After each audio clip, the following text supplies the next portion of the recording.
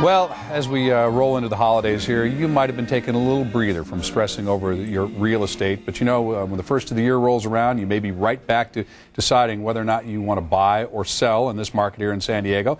And our real estate expert, Bryan Garrity, is here this morning to talk about some of the things that you need to consider, at least when choosing a real estate agent.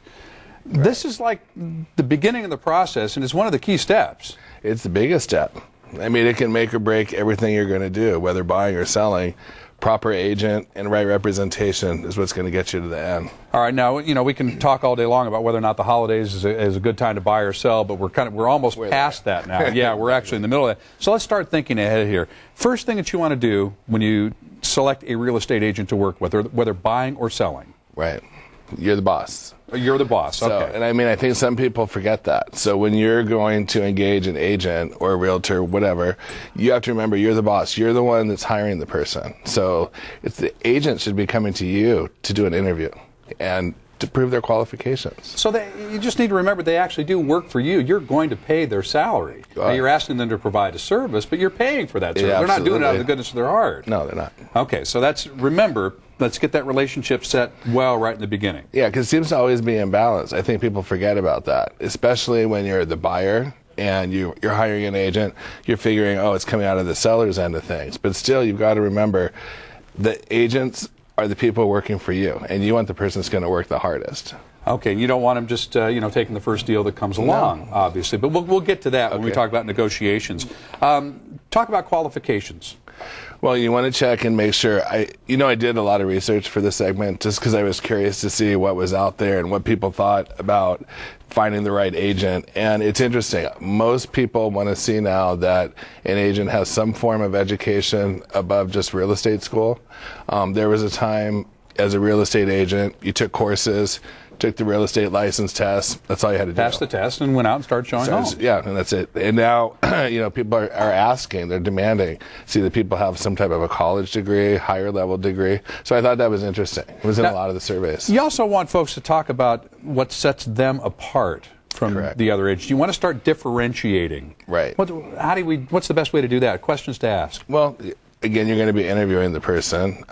You would want to ask for references, number one. First and foremost, ask for references, and don't just get the references and not do something with them. Call the people. Find out. Check, in the local community to see what the agent's doing, what their activity is. But more than anything, you want to make sure they're competent. And how do you do that?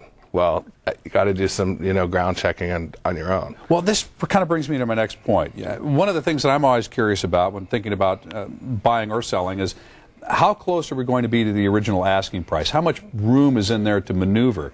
I don't necessarily want an agent working for me that sets a really high price and then takes 30% less than that, do I? No. And that's a very, very, very good point. I think I mentioned last week, there's something that happens called buying the listing. So you'll have listing agents that will go out and they'll say, I'll sell your home for $500,000, even though every home in the neighborhood, even close to yours could be the most spectacular home on the block, but all the other homes around it have sold for $400,000.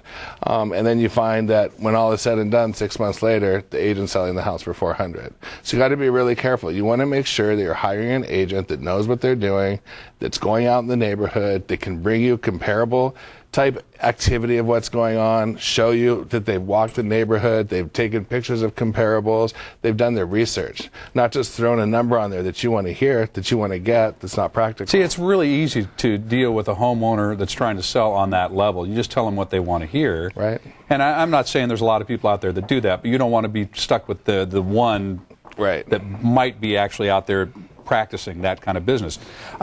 Negotiations. Again, this is critical from both sides, buying and selling. Right. You want a real negotiator in there on your behalf. Absolutely. You want somebody that's going to be aggressive yet realistic. So somebody that knows what and part of that negotiation is an agent that understands what your needs are, so that when they go in there and they're negotiating, they can work with the other agent to reach a good agreement that's going to be a win-win for both parties. Because in a real estate transaction, it should be win-win, both seller and buyer.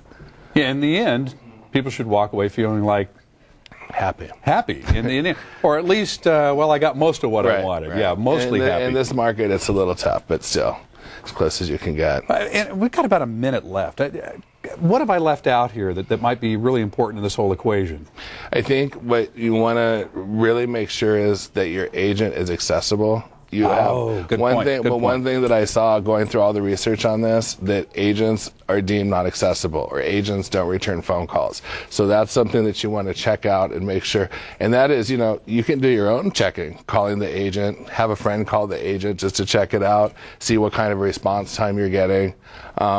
Agents can have assistants, and that's a good thing. I actually do myself. But when it comes to the negotiating, you need to make sure your agent is the one that's on the phone, your agent's the one that's doing the negotiating, and that the agent's the one that's, packing the most punch for you. And I don't find anything wrong with maybe once you started doing business with somebody, maybe having one of your friends call and check out your listing. Hey, I think it's all fair, my friend. It's all fair. I know what you almost just said. It's all fair. You got it. It's Heck, good. no, there's nothing wrong with that. Isn't that what you were going to say? Absolutely. Pretty close? Okay. Absolutely. Brian, I know in the future here, we're going to do a whole series on short sales and so forth, like a 3-part series coming up the first of the year. We'll do that. That seems to be still the topic that's just really on people's minds, isn't it? It's huge. We talked about short sales a couple times in November, and our phones were flooded. So I really want to have like a good 3-part solid series to help folks out, because there's going to be some new options for people too. All right, give Brian a call here and mention that you saw the segment on SDL, and he'll work with you here and really help you get the very best deal possible, buying or selling, and